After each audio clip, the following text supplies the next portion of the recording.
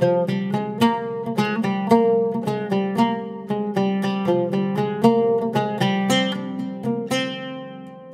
இன்னைக்கு சம்மர் ஸ்பெஷலா role cut Malay kulfi எப்படி செய்யறதுன்னு பார்க்க போறோம். இது வந்து ரொம்ப டேஸ்டியா இருக்கும், செய்யறதும் ரொம்ப ஈஸி. வீடியோக்குள்ள போறதுக்கு முன்னாடி நம்ம சேனல் இந்தியன் ரெசிபிஸ் தமிழை சப்ஸ்கிரைப் பண்ணிக்கோங்க, கூடவே இருக்க பெல் சிம்பலையும் கிளிக் பண்ணிக்கோங்க. ஹாய் ஃப்ரெண்ட்ஸ், என் பேர் Abhi. Welcome to Indian recipes Tamil.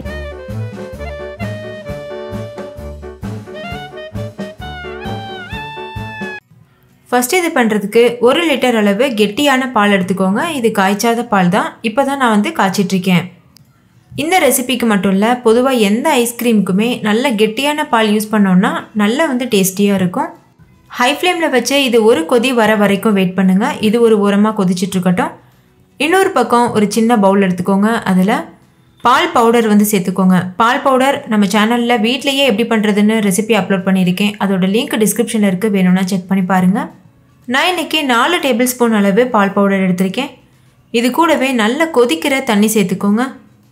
ஒரு அரை கப் அளவு தண்ணி சேர்த்துக்கோங்க, கரெக்டாக இருக்கும். தண்ணி சேர்த்துட்டு ஒரு விஸ்க் இல்லைன்னா ஃபோக் வச்சு நல்லா இது போல் மிக்ஸ் பண்ணிக்கோங்க. பால் பவுடர் வந்து நல்லா சூடாக இருக்க தண்ணியில் சீக்கிரமாகவே கரைஞ்சிரும். பால் பவுடர் நம்ம எதுக்காக சேர்க்குறோன்னா அப்போ தான் நல்ல ஒரு கெட்டியான க்ரீமியான ஒரு டெக்ஸ்சர் நம்மளுக்கு கிடைக்கும், அதுக்காக தான் சேர்க்குறோம். பால் பவுடர் நல்லா கரைஞ்சதுக்கப்புறமா இது ஒரு ஓரமாக வச்சுருங்க. இன்னொரு பக்கம் ஆரம்பத்துலேயே நம்ம கொதிக்க வச்சுருந்த பாலும் நல்லா பொங்கி வர ஆரம்பிச்சிருச்சு. கரண்டி வச்சு நல்லா கலந்து கொடுங்க. இப்போ வந்து ஸ்டவ்வை முழுமையாக லோ ஃப்ளேமில் வச்சுருங்க. லோ ஃப்ளேமில் வச்சுட்டு இது கூட நம்ம இப்போ கரைச்சி வச்சுருக்க பால் பவுடரையும் சேர்த்துடணும். பால் பவுடர் சேர்த்துட்டு உடனே நல்லா மிக்ஸ் பண்ண ஆரம்பிச்சிடுங்க. அப்போ தான் கொஞ்சம் கூட கட்டிகள் ஃபார்ம் ஆகாமல் கரெக்டாக இருக்கும். ஸ்டவ்வை வந்து முழுமையாக லோ ஃப்ளேம்லேயே வச்சுக்கோங்க. இப்போ பாருங்கள், இது நல்லா மிக்ஸ் பண்ணியாச்சு. இது ஒரு உரமாக இருக்கட்டும். இன்னொரு பக்கம் ஒரு சின்ன பவுல் எடுத்துக்கோங்க. அதில் கார்ன்ஃப்ளவர் மாவு சேர்த்துக்கோங்க. 2 டேபிள் ஸ்பூன் அளவுக்கு கார்ன்ஃப்ளவர் மாவு சேர்த்துக்கோங்க. இது கூட ஒரு 1/4 கப் அளவு தண்ணி சேர்த்து நல்லா மிக்ஸ் பண்ணிக்கோங்க. இதில் வந்து நம்ம சூடு தண்ணி எதுவும் சேர்க்கக்கூடாது. நார்மல் நம்ம வீட்டில் இருக்கக்கூடிய ரூம் டெம்பரேச்சரில் இருக்கிற வாட்டர் தான் சேர்க்கணும். கார்ன்ஃப்ளவரில் சூடான தண்ணி சேர்த்துட்டோம்னா கார்ன்ஃப்ளவர் சீக்கிரமாகவே கட்டிப்பட ஆரம்பிச்சிடும். அதனால் சாதாரண தண்ணி சேர்த்துட்டு நல்லா இது போல் மிக்ஸ் பண்ணிக்கோங்க. கொஞ்சம் கூட கட்டிகள் இருக்கக்கூடாது. நல்லா இது போல் மிக்ஸ் பண்ணதுக்கப்புறமா கொதிச்சிட்ருக்க பாலில் இதை வந்து சேர்த்துருங்க. கார்ன்ஃப்ளவர் கலவையை சேர்த்ததுக்கப்புறமா நல்லா வந்து கலந்துகிட்டே இருக்கணும்.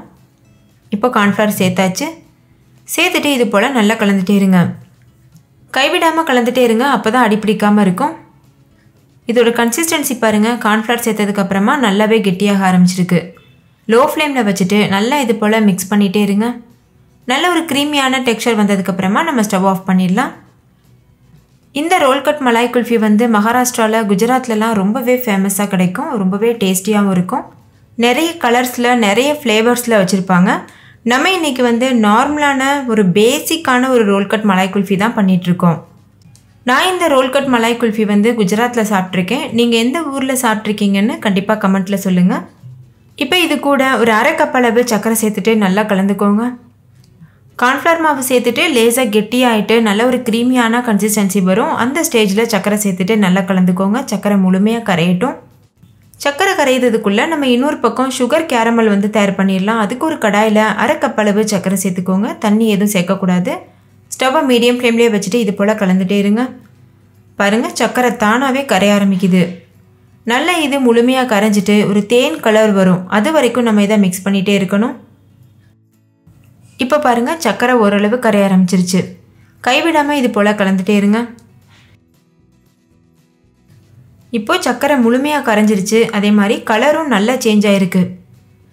இந்த கேரமல் சுகர் தான் நம்மளுக்கு வந்து கலர் கொடுக்க போகுது, ஃப்ளேவரும் கொடுக்க போகுது இந்த ரோல் கட் மலாய் குல்ஃபிக்கு. இது போல் தேன் கலர் வந்ததும் உடனே ஸ்டவ் ஆஃப் பண்ணிடுங்க. ஸ்டவ் ஆஃப் பண்ணிவிட்டு நம்ம ஏற்கனவே கொதிக்க வச்சிட்ருக்க பால் கூட இதை சேர்த்துருங்க.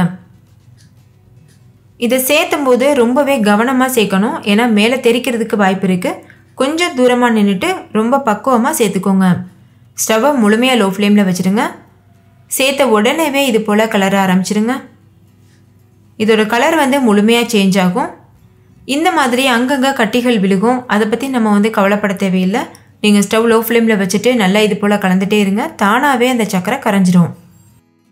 இப்போ பாருங்கள், சர்க்கரை முழுமையாக கரைஞ்சிருச்சு. இந்த ஸ்டேஜில் இது கூட கொஞ்சமாக ஏலக்காய் தூள் சேர்த்துக்கோங்க. ஏலக்காய் தூள் சேர்த்துட்டு நல்லா வந்து இதை மிக்ஸ் பண்ணிக்கோங்க.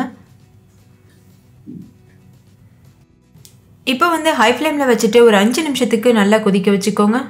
இது இப்போ நல்லா கொதிச்சிட்ருக்கு. 5 நிமிஷத்துக்கு அப்புறமா இதோட கன்சிஸ்டன்சி இன்னும் கொஞ்சம் நல்லா திக்காக இருக்கும். இப்போ பாருங்கள் 5 நிமிஷம் ஆயிடுச்சு. இது நல்லா திக்காக இருக்குது. இந்த ஸ்டேஜில் ஸ்டவ் ஆஃப் பண்ணிவிட்டு இதை அப்படியே முழுமையாக ஆற வச்சுருங்க. ஆறினதுக்கப்புறம் இன்னும் கொஞ்சம் நல்லா திக்காகும். ஏன்னா நம்ம இதில் கார்ன்ஃப்ளவர் மாவு சேர்த்துருக்கிறதுனால. இப்போ பாருங்கள் இது முழுமையாக ஆறிடுச்சு. இதோட கன்சிஸ்டன்சியும் நல்லாவே திக்காக இருக்குது. இப்போ இது ஒரு மிக்ஸி ஜாரில் மாற்றிட்டு நல்லா அரைச்சிக்கலாம். ஏன்னா இதில் வந்து கொஞ்சம் கொஞ்சம் கட்டிகள் இருக்க வாய்ப்பு இருக்குது. அதனால் நம்ம மிக்சியில் போட்டு அரைக்கிறதுனால நல்ல ஃபைன் பேஸ்ட் ஆயிரும். நல்லா அரைச்சதுக்கு அப்புறமா இது போல் ஒரு பாக்ஸில் சேர்த்துக்கோங்க. உங்ககிட்ட வந்து இது போல் ஸ்டீல் கிளாஸ் இருந்ததுன்னா நீங்கள் அதில் கூட சேர்த்துக்கிறலாம். நான் வந்து நார்மலாக நம்ம சக்கரை பருப்புலாம் கொட்டி வைப்போம்ல, அந்த மாதிரி ஒரு டப்பா எடுத்திருக்கேன். அதில் வந்து நான் சேர்த்து வைக்க போகிறேன்.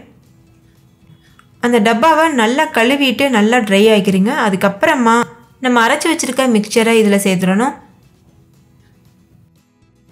இது மாதிரி சிலிண்டர் ஷேப் வரதுக்காக தான் நம்ம இது போல் டப்பாவில் ஊற்றி வைக்கிறோம். இந்த மாதிரி வைக்க விருப்பம் இல்லைன்னா நீங்கள் நார்மலாக ஸ்டீல் கிளாஸ் சின்ன சின்ன கிளாஸ் வச்சுருப்போம்ல, அதில் கூட ஊற்றி வைக்கலாம். இப்போ இதை ஒரு ஃபாயில் வச்சு கவர் பண்ணிடுங்க. அப்போ தான் நல்ல க்ரீமியான நம்மளுக்கு ஐஸ்கிரீம் கிடைக்கும். ஃபாயில் வச்சு கவர் பண்ணலைன்னா ரொம்ப கிறிஸ்டலாக இருக்கும். அது சாப்பிட்றதுக்கு அவ்வளோ நல்லா இருக்காது. உங்கள்கிட்ட ஃபாயில் இல்லைன்னா நார்மல் நம்ம பால் கவர் இந்த மாதிரி கவர்ஸ் வச்சுருப்போம்ல, அதை வச்சு கூட கவர் பண்ணி ஒரு ரப்பர் பேண்ட் போட்டு வச்சிட்டிங்கன்னா போதும். இது போல் நல்லா கவர் பண்ணதுக்கப்புறமா ஃப்ரீசரில் வச்சு ஓவர் நைட் அப்படியே வச்சுருங்க. இப்போ பாருங்கள் ஒரு நைட் ஃபுல்லாக இது வந்து ஃப்ரீசரில் இருந்துச்சு. நல்லாவே ஐஸ் வந்து செட் ஆகிருக்கு. இப்போ நம்ம இந்த ஃபாயில் எடுத்துகிட்டு இப்போ இதை தண்ணியில் இது போல் காமிச்சிருங்க. நல்லா இது போல் டிப் பண்ணிவிட்டு எல்லா இடத்துலையும் தண்ணி படுற மாதிரி இது போல் பண்ணிக்கோங்க. அப்போ வந்து நம்ம டிமோல்டு பண்ணும்போது ஈஸியாக வரும். இப்போ ஒரு பிளேட்டில் இது மாதிரி கவிழ்த்திடுங்க. பாருங்கள் எவ்வளோ சுலபமாக வெளியில் வந்துருச்சு.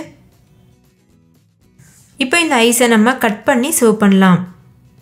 நல்ல க்ரீமியான டேஸ்டியான ரோல் கட் மலாய் குல்ஃபி சூப்பராக தயாராகிருச்சு. இதை நீங்கள் ஃப்ரீசரில் வச்சு 1 வீக் வரைக்கும் கூட யூஸ் பண்ணலாம். கெட்டு போகாமல் இருக்கும். நீங்களே பாருங்கள் எவ்வளோ திக்கான க்ரீமியான கன்சிஸ்டன்சியில் ஐஸ்கிரீம் தயாராகிருக்கு. ஸோ கண்டிப்பாக ட்ரை பண்ணி பாருங்கள். இதே மாதிரி ரோல் கட் மலாய் குல்ஃபி நிறைய ஃப்ளேவர்ஸில் செய்ய முடியும். அந்த ஃப்ளேவர்ஸ் எல்லாமே வேணும்னா கமெண்ட்டில் கேளுங்க. கண்டிப்பாக ஃப்யூச்சரில் அப்லோட் பண்ணுறேன். ஸோ இந்த ரோல் கட் மலாய் குல்ஃபியை நீங்களும் வீட்டில் செஞ்சு இந்த சம்மரை என்ஜாய் பண்ணுங்கள். இதில் ஒரு பீஸ் கொடுத்தாலே போதும். சின்ன பிளேட்டில் வச்சு ரொம்பவே திருப்தியாக இருக்கும். நல்ல ஒரு ஃபில்லிங்கான ஐஸ்கிரீம் சாப்பிட்டது போல் இருக்கும். இதே மாதிரி நிறைய ஐஸ்கிரீம் ரெசிபிஸ் நம்ம சேனலில் இருக்குது. செக் பண்ணி பாருங்கள். அதுவும் உங்களுக்கு யூஸ்ஃபுல்லாக இருக்கும். ஓகே ஃப்ரெண்ட்ஸ், இந்த ரோல் கட் மலாய் குல்ஃபி எல்லாருக்கும் ரொம்ப பிடிச்சிருந்துச்சுல? பிடிச்சிருந்தா லைக் பண்ணுங்கள். இந்த சம்மரில் செஞ்சு என்ஜாய் பண்ணுங்கள். வீட்டில் ட்ரை பண்ணி பார்த்துட்டு கமெண்ட் பண்ணுங்கள். உங்கள் ஃப்ரெண்ட்ஸ் கூடயும் நிறைய ஷேர் பண்ணிக்கோங்க. தேங்க்யூ, பாய்.